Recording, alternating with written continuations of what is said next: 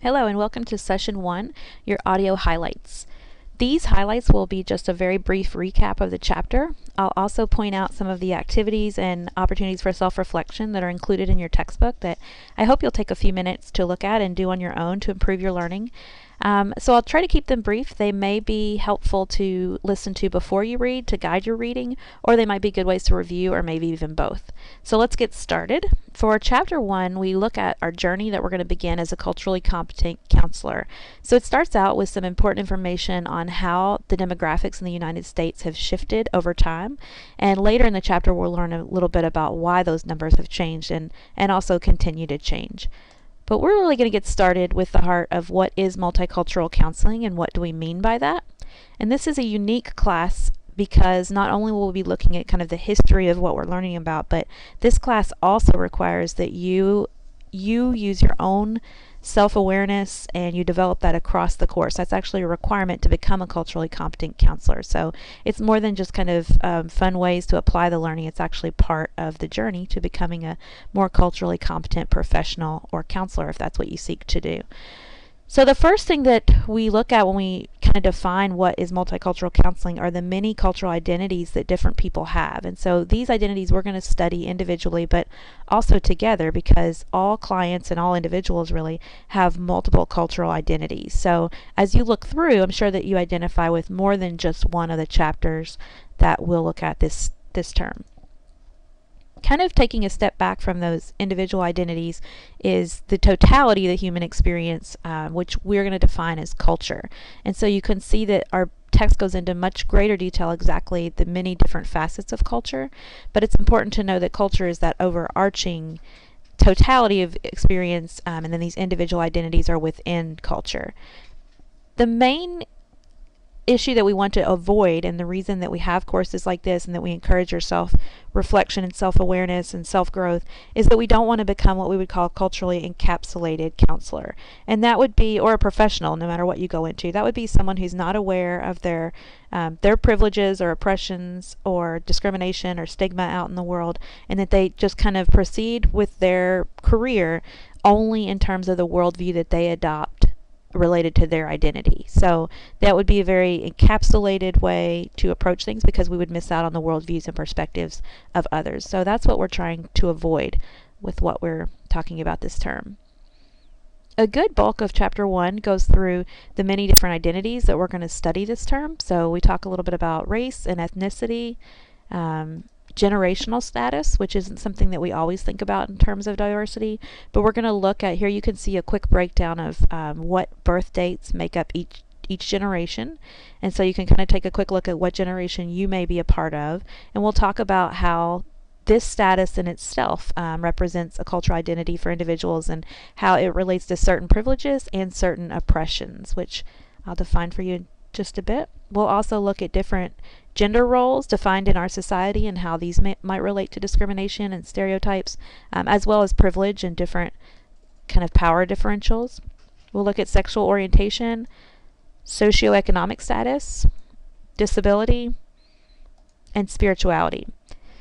So also unique to this class is our hope that you'll emerge from this class, and even during the class develop an interest and a commitment to advocacy. So once you learn kind of about individuals who have less power, access, or advantage, then it becomes a responsibility of the professional to advocate for more equal treatment. So there'll be different opportunities throughout the text to think about when you might be able to advocate for equality in your profession and even in your everyday life.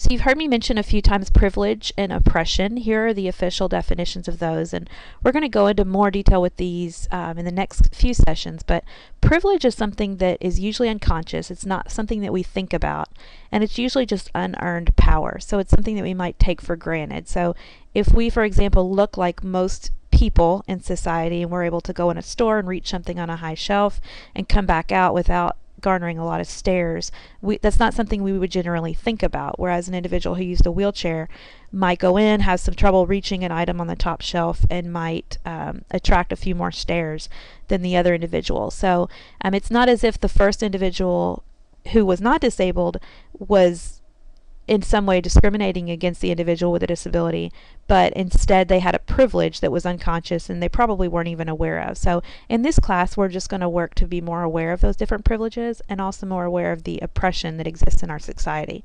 So examples of oppression would be a lack of power, inaccessibility, and just the minority social status that can cause a number of different problems in sectors like employment, housing, community inclusion, and we'll talk about each of those as we break down into the more specific chapters. Our first chapter also goes over worldview, which is an individual's kind of overall conceptualization of their world.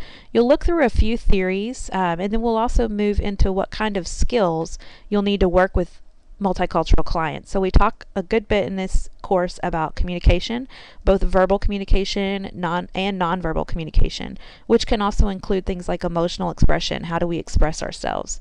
And how do those norms vary across different cultural groups? And sometimes even that variance can cause some stereotypes and sometimes some difficulty of different groups getting along.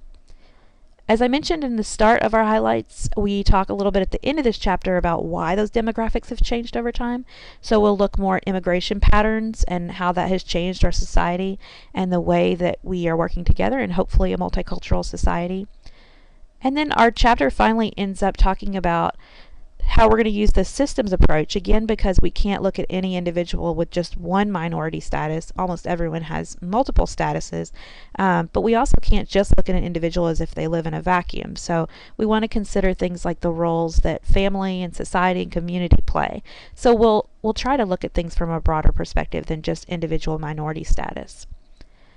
One of the most important takeaways from chapter 1 that I hope you take is this sentence right at the top of this slide on within group and between group differences. So there are always more within group differences than between group differences. So despite the fact that we'll often learn about cultural groups by studying them as a whole, as a group, it's important to remember with each and every group that we study that individuals within that group, whether they be individuals of whatever minority status we study, are always going to differ from each other more than maybe we even make it seem like when we study different groups. So it's important to keep that in mind, because sometimes when we study these differences between groups, we can almost start to apply stereotypes of a whole new type or brand.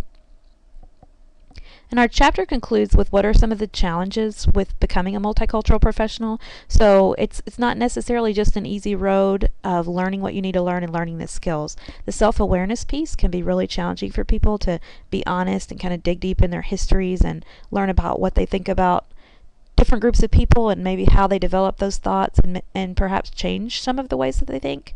But another challenge that we have is just the mistrust of the counseling profession in general.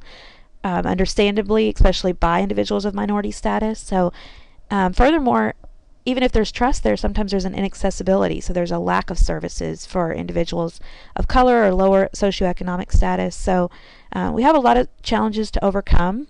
Some of them are even within the profession, as our last slide here summarizes. So it can be difficult to learn these new ways of thinking and these new ways of doing, but I'm confident that we can do it together.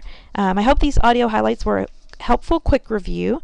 The last exercise that I hope you'll take time to do in chapter 1 is, it's on page 9 of my text. It's Build Your Knowledge 1.1, and it's a quick review of the different terms. Our first chapter opens up with a number of terms that you'll really need to understand the definition of those terms to grasp the following chapters. So I hope that you'll take the time to just quickly do that vocabulary matching activity, and your answer key is included at the very end of your chapter. So we'll see you back for audio highlights for our next chapters.